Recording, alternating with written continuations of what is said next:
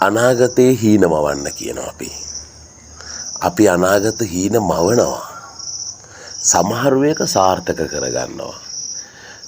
සමහරුන්ට සාර්ථක කරගන්න බැරි වෙනවා. අපි කියන අසාර්ථක කර තමන්ගේ හීන හැබෑ කරගන්න බැරි වෙනවා. දැන් අපිට එහෙම අනාගතේ අපිට ප්ලෑන් කරන්න පුළුවන්ද? අපිට පුළුවන් අනාගතේ මොකද වෙන්නේ කියලා අපිට දැන් අද ඒක අනිවාර්යෙන් අපි වෙනවා. එහෙම දෙයක් අපිට තීරණය කරන්න පුළුවන්ද? මේ ලෝකේ ගොඩනැගෙන්නේ මොහොතින් මොහොත. ඔයාලා මතක නම් ඕගොල්ලන්ගේ ඔයාලා ගේම් එකක් ගහද්දි කා ගේම් එකක් ගහද්දි ඔය GTA හරි ගේම් එකක් ගහන කාලේ ඔයාලට මතකද ඒක ඒ යන මොහොතේ ගොඩනැගුණා මතකද? ඒ කියන්නේ ඒ පොඩි කාලේ අපි ගේම් එකක් ගහද්දි අපි දකිනවා ඒ වීඩියෝ ගේම් එකක් ගහනකොට අපි යන මොහොතේ ඒකේ අදාළ තැනක යනකොට හැදෙනවා. ඒක ඒ වෙලාවේ නිර්මාණය යනවා. එන්න ඒ වගේ දෙයක් තමයි මේ ලෝකේ තියෙන්නේ. ඒ කියන්නේ හේතු ටිකක් නිසා ඒ මොහොතේ තමයි ඒ දේවල් සිදුවීම් සිද්ධ වෙන්නේ. ඒ මොහොතේ විද්‍යමාන වෙනවා කියලා අපි කියනවා. ඒ මොහොතේ කලින් හැදිච්ච එකක් ඔය කොහෙවත් නැහැ. වාගේ දැන් හිතේ තියෙනවා. දැන් කොහරි යන ගමන් ඉන්නවා හිතන්නකෝ අනුරාධපුර යනවා. දැන් අනුරාධපුරේ මේ විදිහට ඇති කියලා වාගේ හිතේ තියෙනවා. ඒක පුතේ අපි මේ අතීතයේ තිතේ තියෙන ස්වභාවවලින් නැත්තම් අතීතයේ අපි දැකපු දේවල් වලින් අත්දැකපු දේවල් වලින් අහපු දේවල් වලින් ගොඩනගාගත්ත දෙයක්. අනාගතයක් අපි ගොඩනගාගන්නේ අතීතයේ තියෙන සිද්ධි වලින්. එහෙම නැත්තම් අනාගතේ අපිට කවදාවත් මෙහෙම වෙයි කියලා විශ්වාස කරන්න බෑ. හැම වෙලේම ගිනි කූරක් ගහනකොට පත් වෙන ආලෝකය වගේ ඒ මොහොතේ තමයි හැම දෙයක්ම හේතු ටිකක් නිසා විද්‍යමාන වෙන්නේ. ඔන්න ඕක අපි තේරුම් ගත්තාම අපේ හිතට නිදහසක් ලැබෙනවා. අපිට මොකද අනාගතේ කොයිම මොහොතකවත් අපිට තීරණය කරන්න බෑ.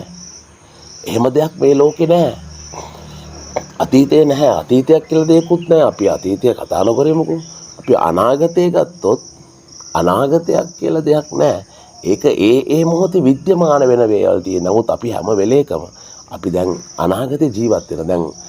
දැන් වෙයි මෙහෙම දෙයක් තියෙනවා මෙහෙම වෙනවා මෙහෙම කරනවා.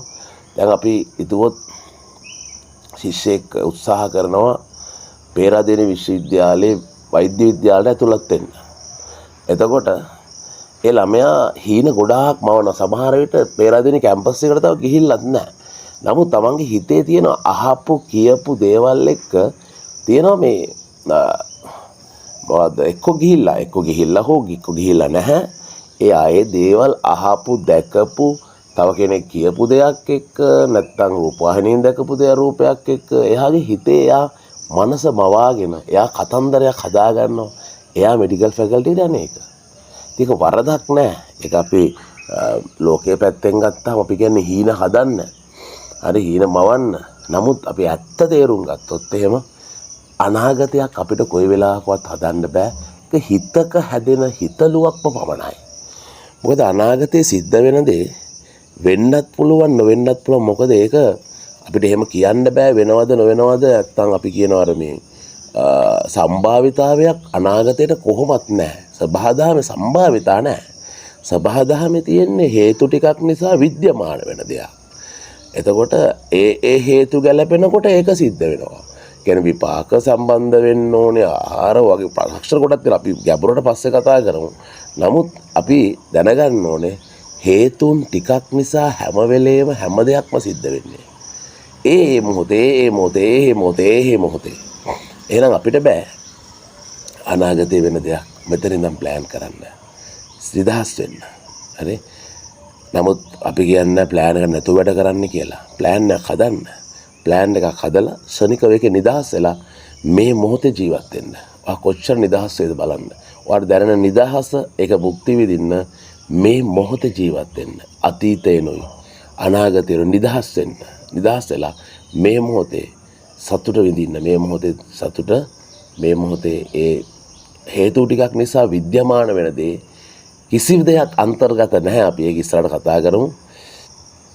මේ ලෝකේ ස්වභාවය ඇත්ත ස්වභාවය දකින්න උත්සාහ කරන්න මොකද තමන්ගේ වෙන කිසි දෙයක් නිසා නෙවෙයි වෙන කිසි දෙයක් නිසා නෙවෙයි තමන් මේ විඳින දුක පීඩාව නැත්තම් එකෙන් නිදහස් වෙන්න. උදේ ඉඳන් රෑ වෙනකන් ගිනි ගන්න ස්වභාවය, පිච්චෙන ස්වභාවය, පිච්චි නෙවෙයිද මේ ජීවිතේ ගෙවන්නේ අපි. ඒකෙන් නිදහස් වෙන්න ටික ටික මේ ඇත්ත ලෝකේ දකින්න පුරුදු වෙන්න අපිට ලැබෙන පුදුම නිදහසක්. එළියේ කොච්චර ගිනි තිබ්බත් අපි ඇතුලෙන් නිදහස් වෙනවා. ඇතුල කූල්. අපි ඇතුල ගිනි ගන්න. එළියේ ගිනි ගන්නවා මිනිස්සු අපිට ගිනි තියනවා. ඇතුල අපේ නිදහස්, අපේ ඇතුල කූල්, අපේ ඇතුල ගිනි ගන්න නැහැ අපේ. හරි. එහෙම වෙන්න කීයෙන් කී දෙනාටද ඇතුල ගිනි ගන්න නැති වෙන්න ඉන්න පුළුවන්. ඒකට මහා භාග්යක් සහ මහා පිනක් තියෙන්න ඕනේ. එළියේ ගිනි තිබ්බත් ඇතුලේ ගිනි ගන්න කවුද ඉන්නේ? ගිනි ගන්න කවුරුත් නැහැ. අපි එතනට හිමීට කතා කරමු. දැනට මේ මොහොතේ ජීවත් වෙන්න හුරු කරන්න. මේ මොහොතේ කියන්නේ වර්තමානයේ නෙවෙයි, අනාගතයත් නෙවෙයි, අතීතයත් නෙවෙයි. මේ හේතු ගැළපි හැදෙන අර කාගේමයක් ගහද්දී අපි අර GTA ගහන දවස්වල ඒ වෙලාවේ යන්න හැදෙනවා. ඒ බලන මොහොතේ විතරයි ඒක තියෙන්නේ. හරි.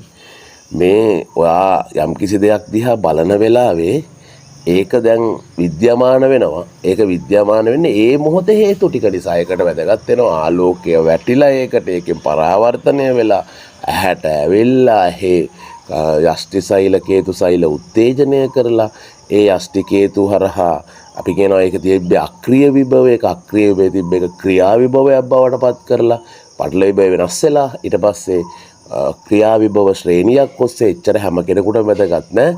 ශ්‍රේණියක් ඔස්සේ මේක යනවා කොහාටද? මොලේ දක්වා ගමන් කරලා. මොලේ යම් කිසි කලාපයක් තියෙනවා. ඒ දෘෂ්ටික කලාපය. හරි.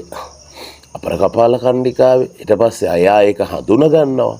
ඒක හඳුනගෙන ඊට පස්සේ ඒක ක්‍රියාත්මක වෙනවා. අපේ ඉතිහාසය අපි දැන් මේ මෙච්චර අවුරුදු ගාණක් තුළ මේ එකතු කරගත් දත්ත ගබඩාවත් එක මෙයා කම්පයා වෙනවා. කම්පයා වෙලා අපි හඳුනා ගන්නවා මේ අහවල් එක කියලා. මේ අහවලා. හැබැයි ඔයා ඒ දිහා බලන් ඉඳලා දැන් වෙන පැත්තකට බැලුවා නම් ඒ අහවලා ඒ විදියට එතන නැහැ. ඒ වෙලාවේ හේතු ටික ගැලපෙනකම් විතරයි වාට ඒ රූපේ පේන්නේ. හරි. අපි මේවා ටිකින් ටික තේරුම් ගමු. හරි. හොඳයි. නිදහස් වෙන්න උත්සාහ කරමු. හැම වෙලේම ලෝකේ පසුපස දුවන්න ඇතුළ ගිනි ගන්න ස්වභාවයම ඉතුරු වෙන්නේ. නිදහස් වෙන්න, මේක සීතල කරන්න, මේ හිත නිවන්න මේ උතුම් දහම හේතු දාසනා වෙනවා. පෙරවස් සරණයි.